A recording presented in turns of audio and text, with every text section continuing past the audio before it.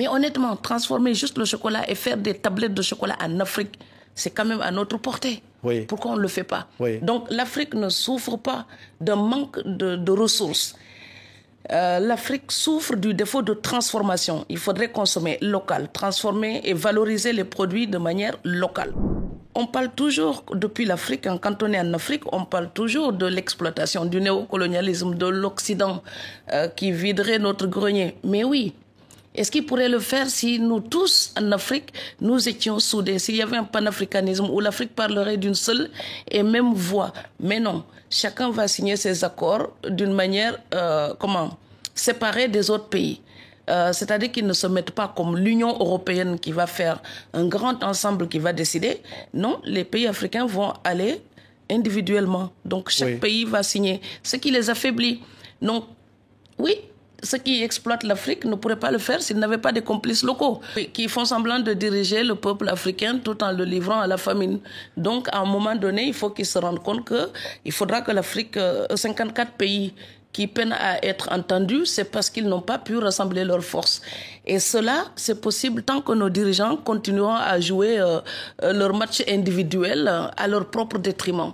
Donc, il faut à un moment donné que les Africains se rassemblent pour parler d'une même et unique voix. Oui. Donc, du coup, c'est un monde où l'Afrique est là comme une réserve disponible pour ceux qui peuvent utiliser ces ressources. Le pétrole africain, vous connaissez une compagnie africaine qui exploite le pétrole africain?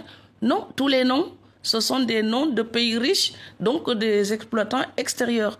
Vous connaissez une mine d'or en Afrique qui appartient aux pays africains?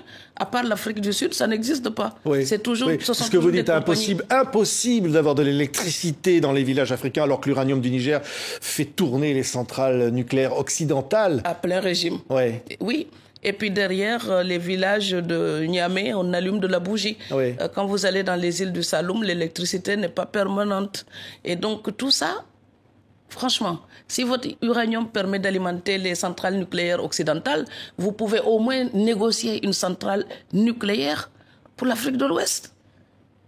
C'est un minimum. Oui. Oui. C'est quand même pas éthique, même pour les gens qui utilisent cet uranium pour s'éclairer, pour avoir leur eau chaude, pour pouvoir cuisiner. Quand on sait que les villages juste à côté de l'endroit d'où vient cet uranium, ces villages-là ne peuvent même pas avoir l'électricité.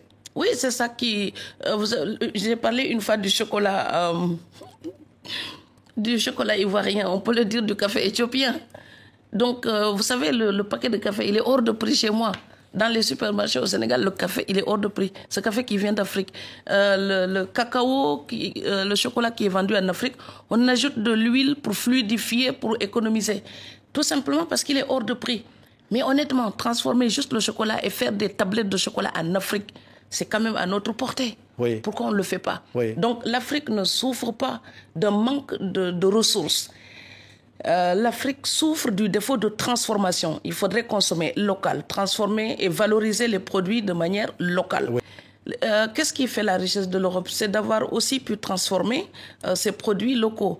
On va me dire la colonisation. Oui, oui, je le sais. Il y a la colonisation. Oui, oui. Tout ça a fait des réserves. Mais aujourd'hui, utilisons l'exemple de l'Europe, sa manière d'utiliser ses propres ressources, sa manière de valoriser, de transformer. Essayons de l'appliquer nous aussi.